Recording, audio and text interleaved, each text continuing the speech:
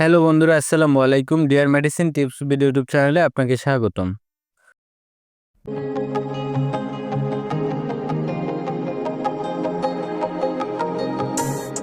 বন্ধুরা, আজকে যে মেডিসিন নিয়ে আলোচনা করব এটি একটি ট্যাবলেট জাতীয় ঔষধ।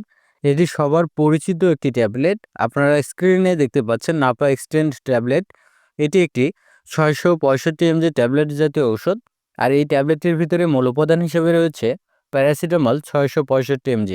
আর এই ট্যাবলেটটি বাজারে এনেছেন বাংলাদেশের সুনামধন্য একটি medicine company Beximco pharmaceuticals limited company. তো বন্ধুরা, আজকের আলোচনায় থাকছে এই নাপা এক্সটেন্ড ট্যাবলেটের কার্যকারিতাগুলো কি, কোন কোন রোগে এই নাপা এক্সটেন্ড ট্যাবলেটটি নির্দেশিত, সেবনবিধি কি বা কিভাবে খাবেন, এর ডোজ কি, বর্তমান বাজার মূল্য কত, কারা এই ট্যাবলেটটি খেতে পারবে এবং কারা এই ট্যাবলেটটি খেতে পারবে না, এবং এই ট্যাবলেটটির পার্শ্ব প্রতিক্রিয়াগুলো কি, গর্ভাবস্থায় বা স্তন্যদানকালে সেবন করা যাবে কিনা, জানা অজানা বিস্তারিত আলোচনা করব আজকের ভিডিওতে।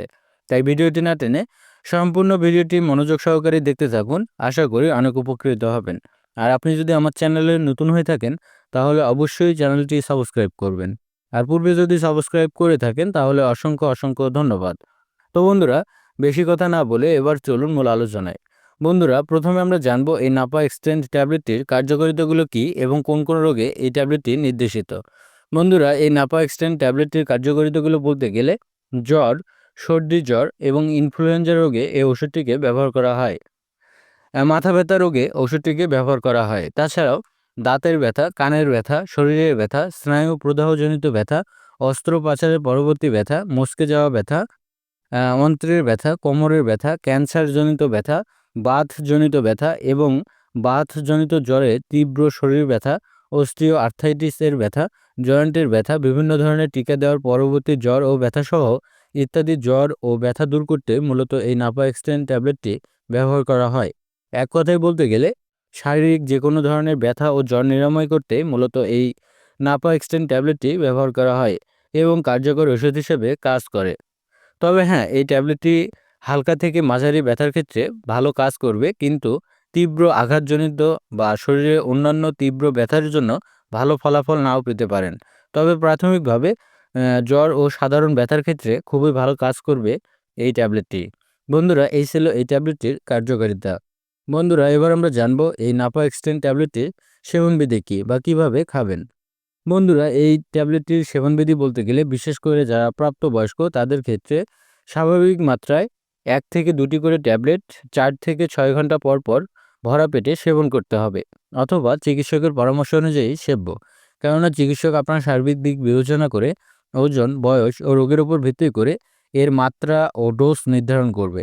তাই ট্যাবলেটটি সেবন করার পূর্বে অবশ্যই একজন চিকিৎসকের পরামর্শ নিয়েই সেবন করবেন। বন্ধুরা, এই ছিল এই নাপা এক্সটেন্ড ট্যাবলেটটির সেবনবিধি।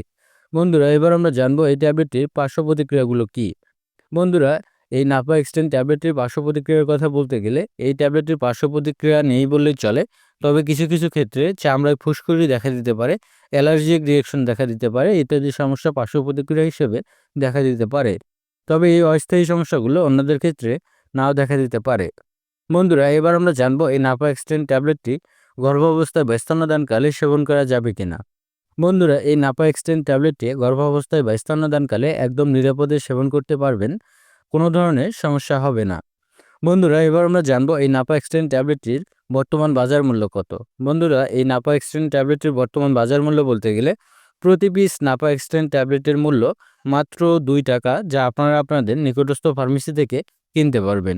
এই ছিল আজকের ভিডিও। ধন্যবাদ। ভালো থাকবেন, সুস্থ থাকবেন।